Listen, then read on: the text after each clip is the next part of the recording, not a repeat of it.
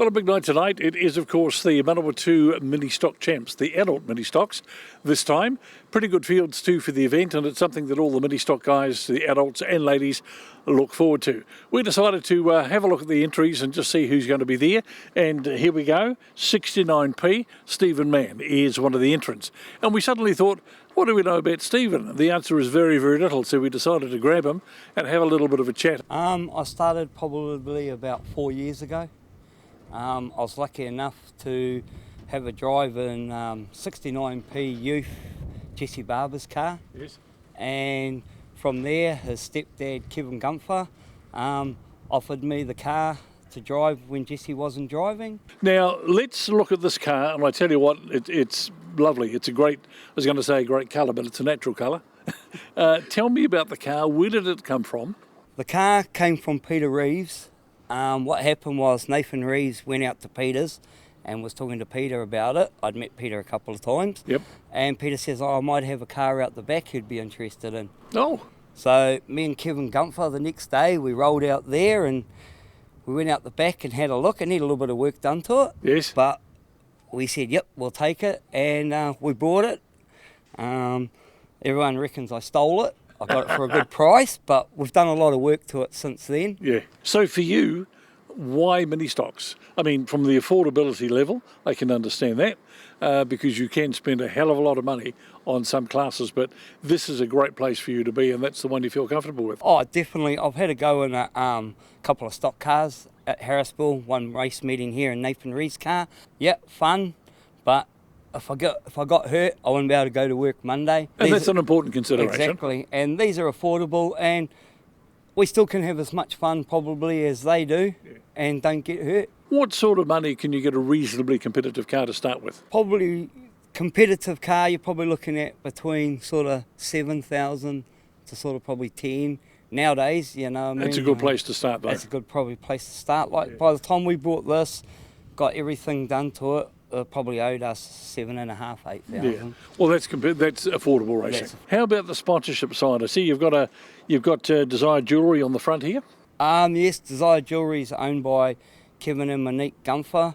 Like I said, they've supported me all the way through with my car. Now, you've travelled around a little bit. You went to Stratford a week or so back? Yes, last weekend we raced at Stratford in the Manawatu Champs. Yeah. And the Taranaki Champs. Taranaki Champs, sorry. Yep. The motor was new from out at Bones' place.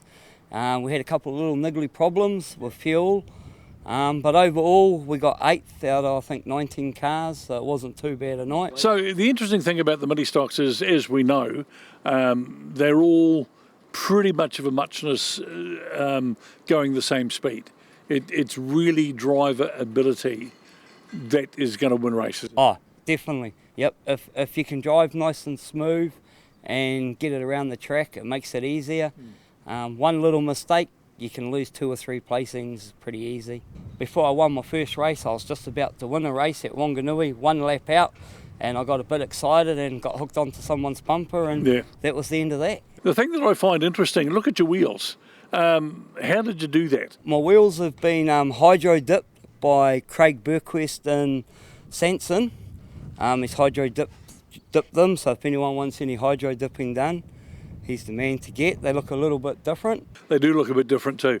And the car, obviously you put time in to make sure that the car looks good, obviously for your sponsors, but also for you, it shows a certain level of professionalism, isn't it? Yes, I think presentation in anything you sort of do goes a long way.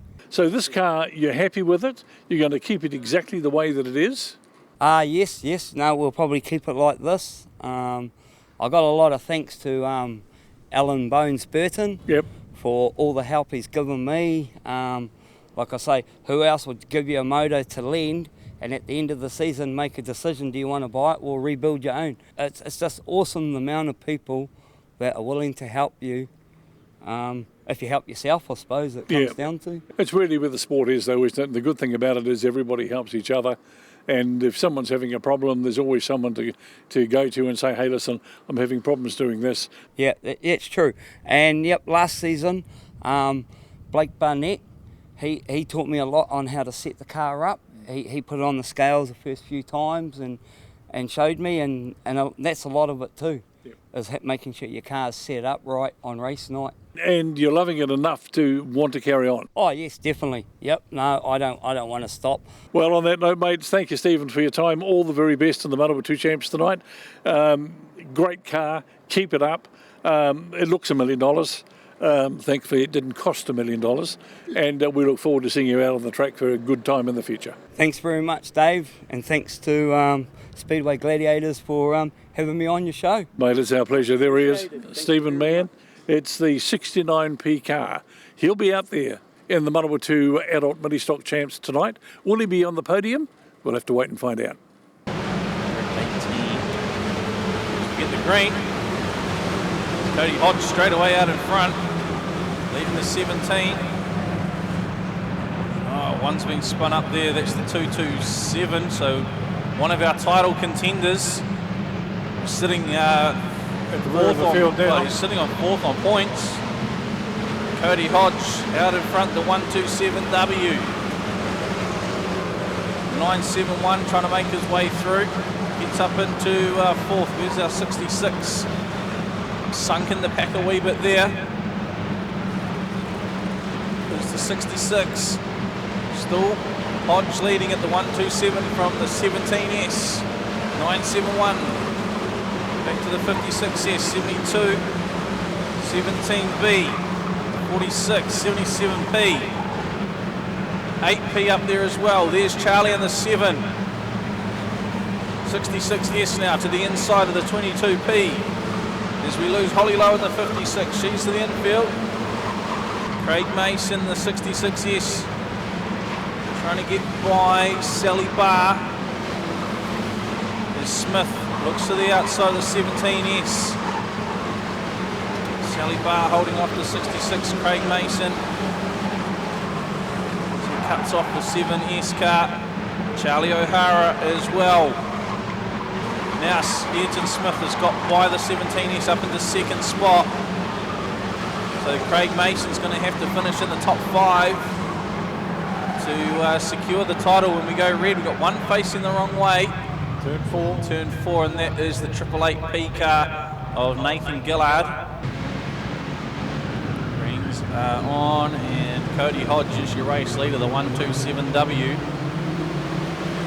He might be finding himself in a podium spot potentially. Who knows? Charlie O'Hara, he's charged through the field. Made a fair few spots up there. He's got 3 between himself and the 66S. 27 leads the 971, leads the 72 now up into third. The 1746 as well. The pointy end.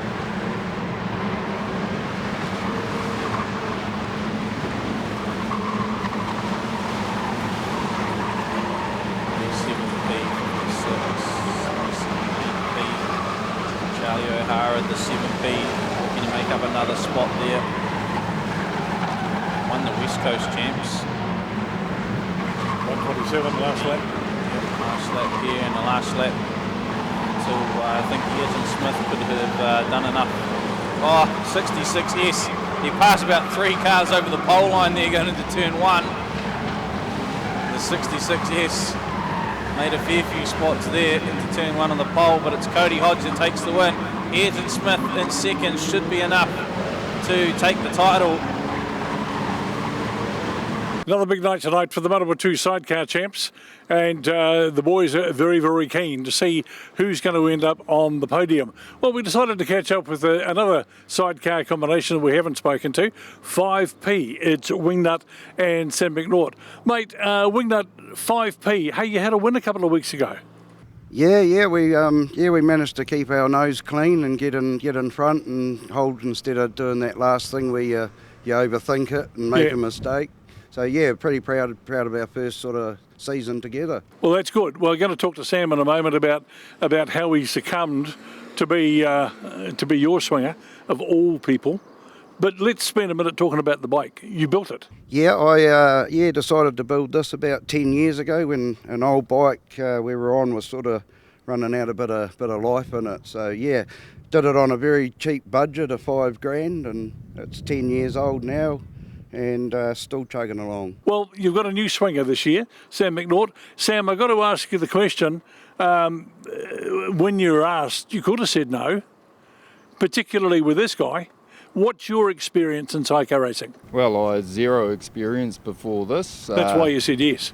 For the last 3 years, I've spent a lot of money coming here and watching these fellas, and I always said if I ever had the opportunity to jump on and give it a go, well, here I am, and I've got the bug now, so I don't think I'll be leaving anytime soon. What's the role of the swinger? Well, basically, position the bike. It's not that you can talk to one another because there's no time and it's too noisy. So do you get any signals from him, or do you instinctively know where to position yourself? Yep. If I'm too high, he'll give me the elbow, but no, I kind of got to watch the front tyre, make sure we don't understeer, make sure give him a nice clean steering line through the corner when we hit those straights, get back on their tyre and on the back tyre and send it. So your first race, you went out there in front of the normal crowd. What was you thinking? Were you a little bit... I was nervous. Petrified? Very. But once you let that clutch go and... You had no time?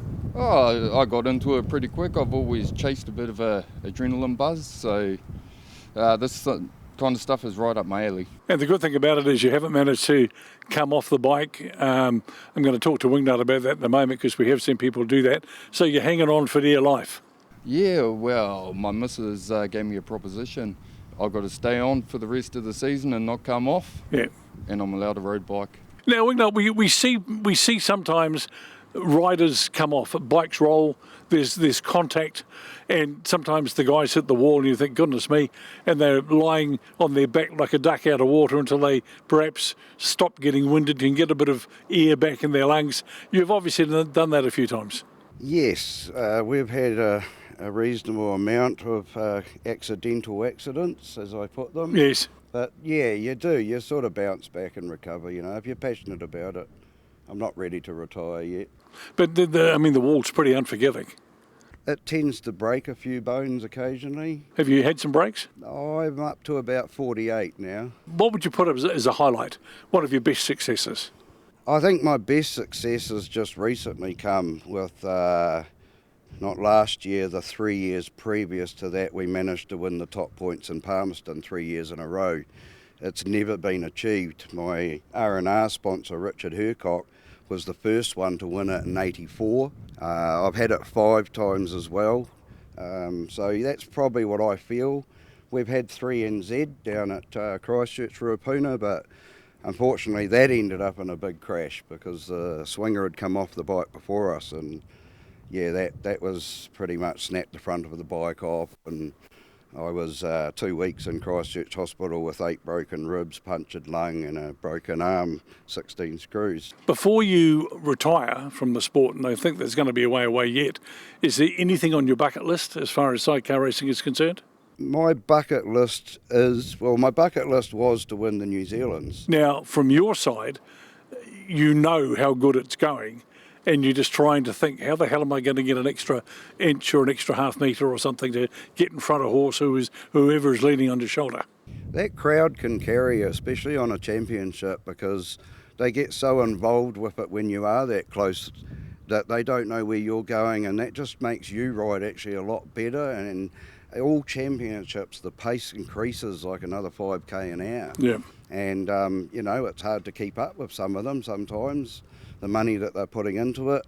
But then sometimes they ride like they're idiots because they're justifying what they're spending. We're just cruisy, having fun on a budget bike. What are you trying to achieve for the season other than having fun? Definitely trying to achieve a podium finish for Sam, it'd be awesome to bring him in. we're pretty lucky. Most years we're somewhere in one of the championships. So, yeah, I like sticking my nose where it's not welcome and just upsetting the boys, eh? Mate, good to catch up with you. And Sam, all the very best, mate, on your first year of swinging. Thank you for your time. We do appreciate it. I suppose you've got to go back and milk some cows now, but we do appreciate it. And Wingnut, all the best for tonight, mate, and both of you. And thanks for your time and a bit of history, and all the best for the season. Yeah, thanks very much. And any kids, more than welcome to come down and get stickers and sit on the mini bike. Fantastic. The mini bike is right there. Well, there he is, Wingnut and Sam McNaught, 5P. The Manawatu Sidecar Champs are on tonight. Will the boys be on the podium at the end of the night? Well, let's find out. Take two. Well, looked like a good start from the 3NZ, but again, it's the 97 that gets out in front. Mike Zahn, Ben Franklin, and they've got a great lead already. Bowler and Plummer, they've slotted into that second spot, and here comes Wayne and Max on the 89. Once again, the first round heat winners, sitting in that 1, 2, 3 spot, the 3NZ. They're back in the third spot or fourth spot, looking to make it third round the outside of the 89. Can't do so. 7P tailing the field.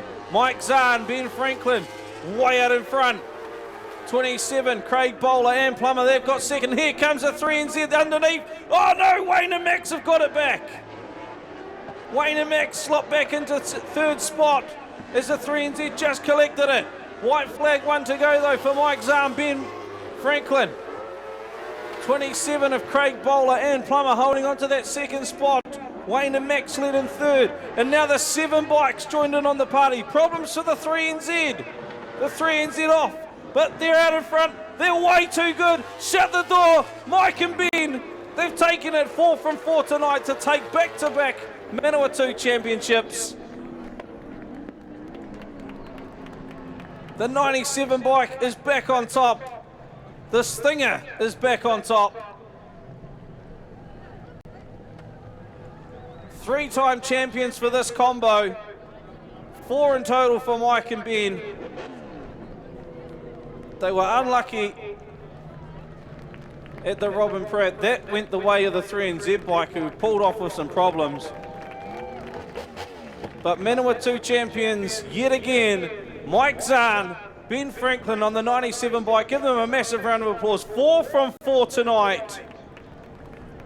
Another big night for the Minisprints tonight. It is the New Zealand title. It's the Top Cat Contracting Minisprint title. Who is going to be the 1, 2 and 3 NZ? All the Minisprint guys are looking for this. This is their big dance of the year. And, of course, the 3 NZ is Nathan Jefferies. Nathan, let's look at the season. We talked last year. Let's look at how the season's gone for you so far. Unfortunately, we've still had a few mechanical gremlins as we've gone, which we were hoping to eliminate. Managed to win the West Coast Champs, third at the East Coast Champs up in Gisborne, our first time racing up there. But I managed to win the Saturday night and took out overall OST points, which I'm second in for the season so far. Didn't have any luck at the Manawatu's with a battery and alternate issue. And then when we were leading the North Island Champs in the final race, water pump went. Oh boy, that's all you needed. But then better then than tonight, because this is the big dance. I mean, you've got the 3NZ on the car, you've got to A, defend it, or better still, move up the ladder. So how do you prepare for that outside of the car? So we're just going through the car. We've put brand new alternator, brand new battery, brand new starter motor. Brand new car. Brand new water pump, not quite brand. We're going to replace switches, check wiring, we're going through everything. This is the one that all of the guys look forward to. This is the New Zealand's. How are you going to psychologically prepare for it? How do you plan for that? I think the best plan for me is just to go treat it like another race night, just try not to overthink it and just go out and do what I can in each race and just take one race at a time. And then between races, put some tunes on in my trailer and just try and relax and just have a good time between races. The funny thing I've noticed with the mini sprints is if you look at the race times and the lap times, there's not a lot of difference between everybody. It's one class that is pretty close. And it's very, very hard to pick anyone who's going to be quicker than somebody else. Oh, for sure. Like there's an old saying, don't think, just do. So that's what we try and do when we're on the racetrack. You know, your first instinct's normally the best one. So you got to have some good luck with the back markers and good luck with everything in general. But you just got to be your best on the night. That's all I can do. How do you describe your racing philosophy? You know, some guys are very, very aggressive. Some guys are more placid kind of individual. I'm probably more mid-range. I tend to, once the visor goes down, just, you know, try and drive smart but be fast at the same time. I've got this little thing where I like to shut my eyes on the dummy grid and just take 5 minutes, you know, while we're waiting before we go out to the track. So I just sort of have a little rest and a little think over what I'm doing. What's your plan for the first couple of heats? Obviously, get to the front as soon as you can, maximum points. Is there a better or worse place to start from heat one? You always kind of want to hope for a front 2-row grid in one of your marble draws. That always helps. But yeah, obviously the plan is just go out and score as many points as you can and try and be in those top 2 rows for the start of the feature. Some say the best place to be for the grand final is in the top 2 rows, because hopefully there's going to be a bit of attrition.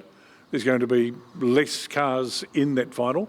And the less cars there are, the more chance you've got of getting to the front a bit quicker. Yeah, it definitely helps with a few less cars, but back markers will definitely come into play on 25 laps. Yep. So it's just going to be about being there with the front markers if you're not the front marker, and just being real smart and fast, passing the back markers and just making the right calls, because some of those 50-50 calls, it can cost you or it can win you the race. So it's just about some luck and good calls on the night, but just being there at the end of the 25. Okay, so you're going to be prepared for tonight. You've got everything done. You've gone through the car. You've prepared yourself. You'll have your little sleep on the dummy grid as per usual. Any sort of magical little thing that you do? Do you? Some people have got little superstitions they get into. Do something, anything for you, or just have that little rest on the dummy grid, and maybe think about the race and what you're hoping to achieve. It's all for me. It's all about putting some good music on in the pits before we go racing. So. And then, yeah, I guess when I get to the dummy grid, I do like to have a little shut-eye and it helps me relax, which I think is a good thing before I go out the gate, so I don't overthink it. And then, yeah, just go out the gate and just get ready. Yep. If we get a chance, me and Daniel Nicol might do a little bit of party time as we drive around the track, which we've become accustomed to doing. So, well, Nathan, all the very best, mate. You're 3 and Z at the moment. You've got to defend that title. We wish you well to be at least that or better on the podium tonight. And hopefully it's a safe race and you've got a big smile on your face at the end of it. Yeah, all I can do is hope for the best, and we'll just go put our best foot forward and see what happens on the night, and definitely would be stoked to have at least this number, if not a lower number. Worst case scenario, we don't get one, you know, always super stoked for the guys that turn up and have a good performance on the night, because that's just the way the class is these days. So, yep. Yeah, but it's going to be a big job. It's going to be a big job, mate, but you've got to have a bit of luck go your way as well. Yeah, definitely do some praying for the racing gods. Yeah, the racing gods, exactly. Well, that's Nathan Jefferies. He's 3 and Z. The Top Cat Contracting New Zealand Minisprint title is up for grabs tonight. Will he be on the podium like he was last time? Well, we'll find out a bit later tonight. Elliot Heron setting the pace in the 2NZ. With the former 2NZ, Daniel Nicol on pole. We get the green. And look at this, Hurley has already jumped the 1NZ. So we go yellow. It'll be a jump start there, no doubt about it. Interesting to see Craig Mason hold on to the positions. Right, we'll go green on the Minisprint Grand Prix 1 race final. Elliot Heron gets the jump this time round and into the lead. Daniel Nicol back to second. Then we go back to Hurley, Kuriga, and Dwayne Hickman's dropped back to 5th. Around the outside though, looks like 28S, Carl Eulenberg, running around the outside of the 1NZ. Look at Elliot Heron just pull away from Daniel Nicol. Way out in front already is the 2NZ, leading over the 18P, 82S. We cool to see Hurley on the podium. Over the 38S, 28S, and the 1NZ. So Palmy, Stratford, Wanganui. Eventually another Palmy car. And that's Matt Bajewski. Down in 9th place. He's about to be passed by 3NZ, Nathan Jefferies. So Jefferies into 9th. Still 2NZ leads it from 18P. 82S is under pressure from the 38S. 28S, Carl Eulenberg just creeping in there. 1NZ's dropped back to the 6th spot. Fair gap back from the 28 to the 1. 5S, Regan Ogle, 3NZ. Back to the 53, 77P, 36P, 10S. 82's doing a great job holding off, as now here comes Carl Eulenberg trying to get to the inside of Kuriga. Throw a blanket over the 3rd spot on the podium. Heron's well into lap traffic. Tipu's got a lap down, and Jack Lamis Martin as well. Elliot Heron puts Trent Leslie and now Paul Johnson a lap down. Kuriga is up into 3rd, Hurley to 4th, Carl Eulenberg back to 5th. 2NZ Heron, he's almost catching the pack. Eulenberg looks to the inside of Hurley, gets the move done there. 1NZ of Hickman gets stuck in lap traffic. Here comes 3NZ of Jefferies. Up the inside of the 9V, chasing down the 1NZ. Daniel Nicol. He's a fair way back from the 2NZ. Elliot Heron, who's just almost catching Aaron Eulenberg in the 85. Nicol now on the outside of the 99. Eulenberg, Carl Eulenberg's found himself in the 3rd spot now. So the 28S, Carl Eulenberg in 3rd. Donald Kuriga drops back to 4th. Cam Hurley in 5th. Nathan Jefferies up into 6th spot. He's gone round the 1NZ of Hickman. Hickman started off in 3rd spot, and he's dropped back to 7th.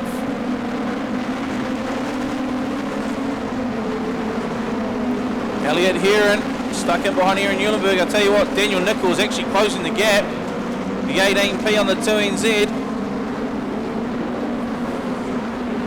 I don't know how many laps to go, but the 18P, this is what he done at the New Zealand title here last season. Just reeled them in. We've got...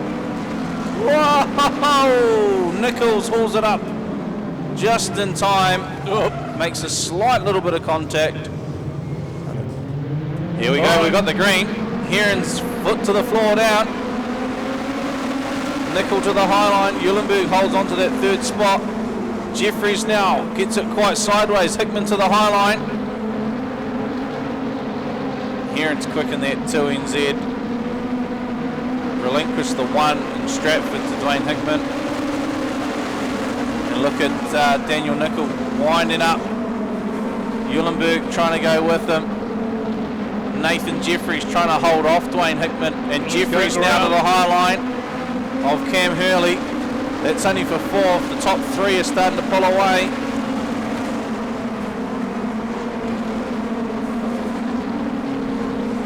Elliot Heron leading the charge. Daniel Nicol trying to stick with him. They've slightly pulled away from Eulenberg.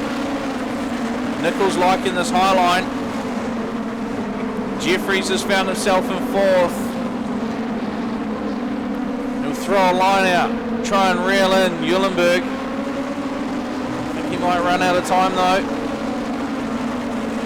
Eulenberg goes back in hunt. Oh, big swinger there on the 18 of Daniel Nicol. Here comes Eulenberg now up into 2nd. Eulenberg's got him. The 18, it's wearing off. Carl Eulenberg is well and truly on a charge here. Elliot Heron up the inside of him though. Eulenberg will look to make a pass now as well in the corner. He does. As does Daniel Nicol, who's dropped back to 3rd. Heron, now we go. White flag, starting to get ready. Flagman Andrew McKeenan for the 2NZ. Elliot Heron gets it this time round. We're on lap 25 of 25 for the 2NZ to pick up the New Zealand Minisprint Grand Prix. Through 3 and out of 4. He gets the job done. Elliot Heron wins the New Zealand Minisprint Grand Prix from Carl Eulenberg and Daniel Nicol.